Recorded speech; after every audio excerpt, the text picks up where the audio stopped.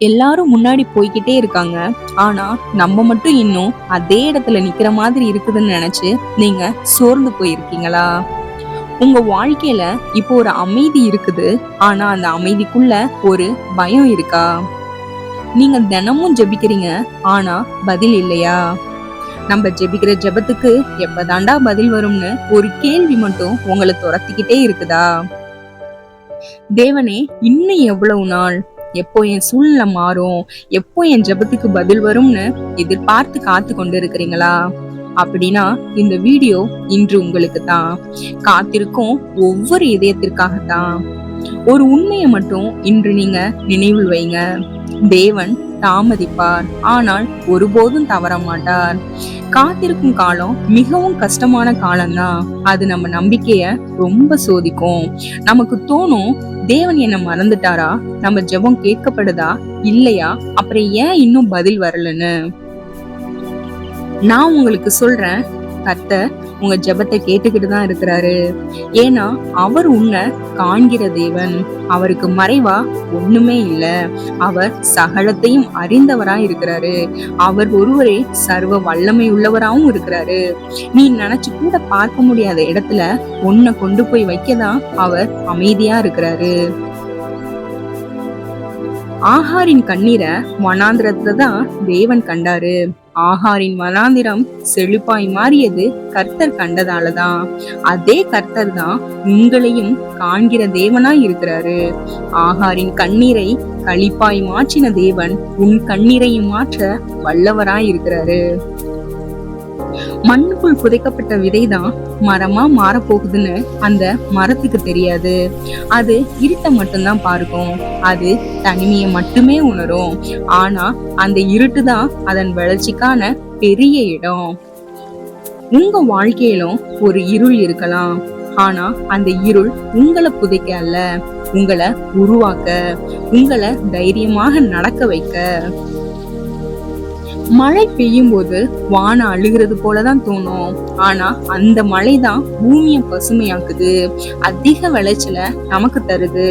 அதே போல நீங்க இப்ப வடிக்கிற கண்ணீர் உங்களுக்கு ஆறுதலாகவும் அநேகருக்கு ஆசீர்வாதமாகவும் மாறப்போகுது. உங்க கண்ணீர் களிப்பா மாறப்போகுது. உங்க கண்ணீர் அநேகருக்கு சாட்சியா மாறப்போகுது. நீங்க நினைக்கலாம், நான் எந்த தப்புமே பண்ணல, உண்மையாதானே கடவுளை தேடுறேன், எனக்கு மட்டும் ஏன் என் வாழ்க்கை இவ்வளவு கஷ்டமா இருக்குதுன்னு. ஆனா நான் உங்களுக்கு சொல்றேன், கடவுள் உங்க கூட இருக்கனாலதான் இதுவே உங்க வாழ்க்கையில நடக்குது. கர்த்தர் தான் இதையே உங்க வாழ்க்கையில அனுமதிச்சிருக்கிறாரு. ஏன்னு கேக்குறீங்களா? ஏன் அப்படின்னா, உங்க வாழ்க்கை நிமித்தம் அநேகரை நீங்க பலப்படுத்த, உங்க வாழ்க்கைய சாட்சியா வச்சு அநேகரை ஊக்கப்படுத்த, கர்த்தருக்குள்ள நடத்ததான் கர்த்தர் இதை உங்க வாழ்க்கையில அனுமதிச்சிருக்கிறாரு. தாமதம் பனிஷ்மெண்ட் இல்ல, அது ஒரு ப்ரிப்பரேஷன். உங்களை ஊக்கப்படுத்த இந்த சாட்சியை நான் பகிர்றேன். எனக்கு தெரிஞ்ச ஒரு பெண் ஒரு நல்ல வேலைக்காக ரொம்ப நாள் காத்திருந்தாங்க. நிறைய இன்டர்வியூஸ் அட்டன் பண்ணாங்க, நிறைய முயற்சி எடுத்தாங்க. ஆனா அவங்க படிச்சதுக்கு ரிலேட்டடா எந்த ஜாபுமே அவங்களுக்கு கிடைக்கல. அதனால ரொம்ப சோர்ந்து போயிருந்தாங்க. தேவ சமூகத்துல நிறைய ஜெபிச்சாங்க, அழுதாங்க. கர்த்தரும் அவங்க கூட பேசினாங்க. அதனால அவங்க நிறைய வார்த்தைகள், கவிதைகள், பாடல்கள் எழுத ஆரம்பிச்சாங்க. அந்த காலங்கள் அவர்கள் கண்ணீரோட இருந்தாலும் அதிகமா தேவ சமூகத்துல அவங்க அமர்ந்திருந்தாங்க. கர்த்தரும் அவருடைய வார்த்தையை கொடுத்து அவங்கள பலப்படுத்திட்டே இருந்தாங்க. ஆனாலும் அவங்க எடுக்கிற முயற்சி எல்லாமே தோல்வியில தான் முடிஞ்சிச்சு. வேலை இல்லாம விரக்தி அவங்க வாழ்ந்துட்டு இருந்தாங்க. ஆனா கர்த்தர் அவங்களோட பேசியிருந்தாரு, என் சமூகத்துல காத்திரு, சோர்ந்து போகாத, ஏற்ற காலத்துல நான் உன்னை உயர்த்துவேன், நான் உன்னை உயர்த்தும் வரைக்கும் என் பலத்த கரத்துக்குள்ள அடங்கிரு அப்படின்னு. இந்த வார்த்தை அவங்கள பலப்படுத்தி இருந்தாலும் அவங்க எடுக்கிற எல்லா முயற்சியும் தோல்வியில தான் இருந்துச்சு, தோல்வியாதான் முடிஞ்சிச்சு. அப்ப அவங்களுக்குள்ள அவ்வளோ கொஸ்டின்ஸ். ஏன் அப்படி நடக்குது? எதனால ஜாப் கிடைக்கல? எல்லாமே ப்ரேயர் பண்ணிட்டு தானே பண்றோம், அப்புறம் ஏன் அது நமக்கு கிடைக்கல?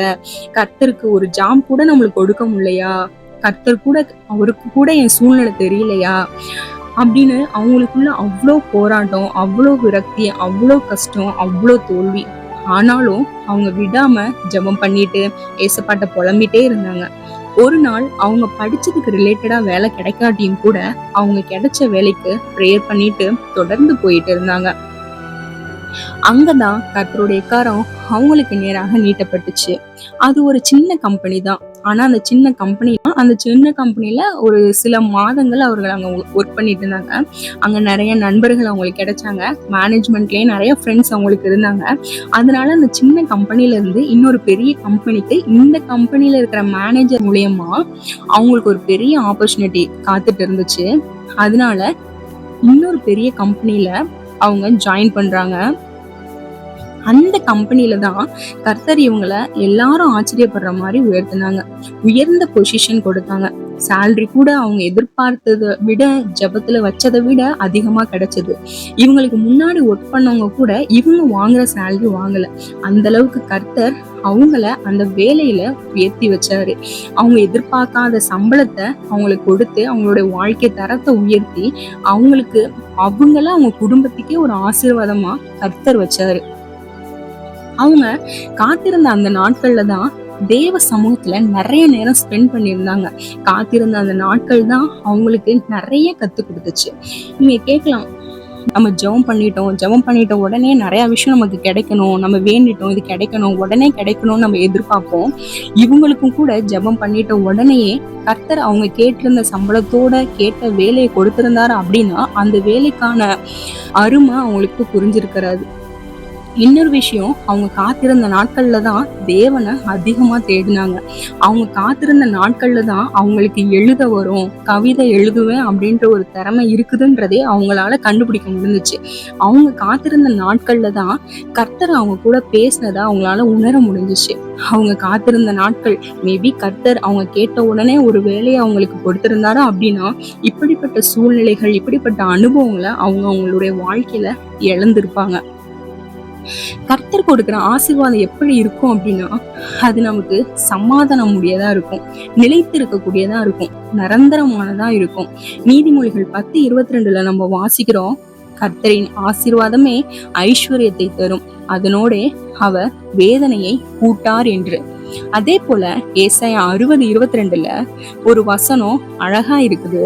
சின்னவன் 1000 சிறியவன் பலத்த ஜாதியும் ஆவான், கர்த்தராகிய நான் ஏற்ற காலத்தில் இதை தீவிரமாய் நடப்பிப்பேன் என்று. அவங்களுக்கு சின்ன கம்பெனில வேலை கிடைச்சாலும் ப்ரேயர் பண்ணிட்டு விசுவாசத்தோடு அந்த வேலையை தொடர்ந்து செஞ்சுட்டே இருந்தாங்க. ஆனா அந்த சின்ன வேலையில தான் கர்த்தர் ஒரு பெரிய அற்புதத்தை அவர்களுக்கு வச்சிருந்தாங்க. ஆரம்பம் அற்பமா இருந்தாலும் அவர்களுடைய முடிவு சம்பூர்ணமாயும் அநேகர் பார்த்து ஆச்சரியப்படக்கூடியதாகவும் இருந்துச்சு. அவங்கதான் அவங்க வீட்டுக்கே ஆசீர்வாதமாய் கர்த்தர் வச்சிருந்தாரு. ஆகையால் 1 பேதுரு 5:6 சொன்னது போல ஏற்ற காலத்திலே தேவன் உங்களை உயர்த்தும்படிக்கு அவருடைய பலத்த கைக்குள்ள நீங்க அடங்கிருங்க. நாம் கேட்கும் ஆசீர்வாதத்துக்கு நம்ம மனசு தயாரா இருக்குதானே கர்த்தர் முதல்ல நம்மள சோதிப்பாரு.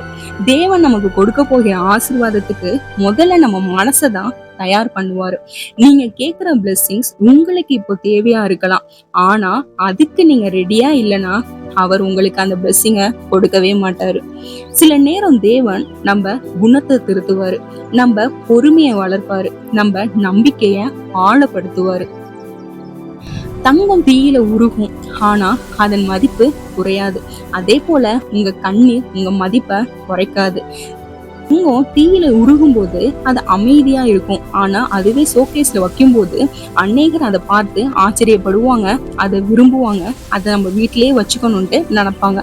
அதே போலதான் நீங்க இப்போ போகிற அந்த கஷ்டமான கண்ணீர் பாதையில நீங்க அமைதியா இருக்கும்போது கர்த்தர் அந்த தங்கத்தை போலவே அநேகர் உங்களை பார்த்து வியக்கிற வண்ணமாய், அநேகர் உங்களை பார்த்து ஆச்சரியப்படும்படியாய் உங்க வாழ்க்கைய தங்கத்தை போலவே கர்த்தர் மாற்றுவார்.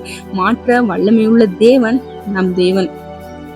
நீங்க கண்ணீரோடு விதைக்கிறீங்க அப்படின்னா கம்பீரமா அறுக்க போறீங்கன்னு அர்த்தம். கண்ணீரோடு விதைக்கிறவர்கள் கம்பீரத்தோட அறுப்பார்கள் என்று சங்கீதம் 126:5 நம்ம வாசிக்கிறோம். இன்று ஒரு வார்த்தையை மட்டும் நீங்க நினைவில் வைங்க. தாமதம் மறுப்பு இல்லை, சைலன்ஸ் ஆப்சன்ஸ் இல்லை. அவர் அமைதியா இருந்தாலும் அவர் நம்ம அருகில் தான் இருக்கிறாரு. நீங்க உடைஞ்சு போன நேரத்திலும் அவர் உங்க கரத்தை இறுக்கி பிடிச்சிட்டு தான் இருக்கிறாரு. நான் முன்ன சொன்ன மாதிரி மண்ணுக்குள்ள போன உடனே செடி வளர்றது இல்ல. அது இருட்டுக்குள்ள கொஞ்ச நாளும் காத்திருக்கணும். அது இருட்டுக்குள்ள கொஞ்ச காலம் காத்திருக்கணும். அந்த காத்திருப்பு தான் அதுக்கு பலத்தை தருது. என் காத்திருப்பும் வீணானது இல்ல. இது நான் பலப்படுறதுக்கான நேரம். தேவன் செதுக்குகிற சிற்பம் நான் அப்படின்னு உங்களுக்குள்ள நீங்க தைரியமா இருங்க. தேவனுக்குள்ள விசுவாசமா இருங்க. ஆண்டவரே, தாமதமானாலும் நீர் என்ன கைவிடல. என் காலங்கள் உம்முடைய கரத்தில் இருக்கிறது என்று நம்பி இருக்கிறேன். இன்று என் துக்கத்தை மகிழ்ச்சியாய் மாற்றும் என்று விசுவாசத்தோடு உங்க நாவுனால அறிக்கையிடுங்க. உங்கள் காத்திருக்கும் காலம் வீண் இல்ல. தேவன் தாமதிப்பார், ஆனா ஒருபோதும் தவற மாட்டார். அவர் சரியான நேரத்தில் உங்கள் மகுடத்தை உங்களுக்கு சூட்டுவார். அப்பொழுது உங்களை சுத்தி இருக்கிற எல்லாரும் உங்களை ஆச்சரியமா பார்ப்பாங்க. உங்க காத்திருப்புக்கு பலன் உண்டு. உங்களுக்காக இந்த ஜெபம். கர்த்தாவே, காத்திருக்கும் இந்த மக்களுக்கு தாங்கும் சக்தி கொடும். அவர்களின் மனதில் சந்தேகம் இருந்தால் அதை நம்பிக்கையாய் மாற்றும். அவர்கள் கண்ணீரை சாட்சியாக மாற்றும். தாமதமானாலும் தவறாத தேவனே, அவர்களை உங்க நாமத்தினாலே நித்தமும் நீ நடத்தும். கண்ணீரால் நீ நனைத்த நாட்கள் காணல் நீராய் போகாது. தேவன் வகுத்த காலங்கள் ஒருபோதும் பொய்யாகாது. தாமதம் என்பது தடையல்ல, உன் பலத்தை கூட்டும் பயிற்சி கூடம். காத்திரு விசுவாசத்தோடு, உன் மகுடம் உனக்காக காத்திருக்கும். ஆமேன். விசுவாசத்தோடு காத்திருங்கள், வெற்றி நிச்சயம். ஆமேன். கர்த்தர் தாமே உங்களை ஆசீர்வதிப்பாராக. ஆமேன்.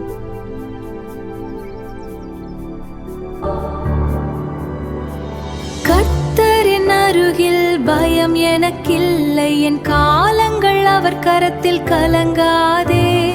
நித்தம் நடத்துவார் நித்திய தேவன், என்றும் நீ கலங்காதே.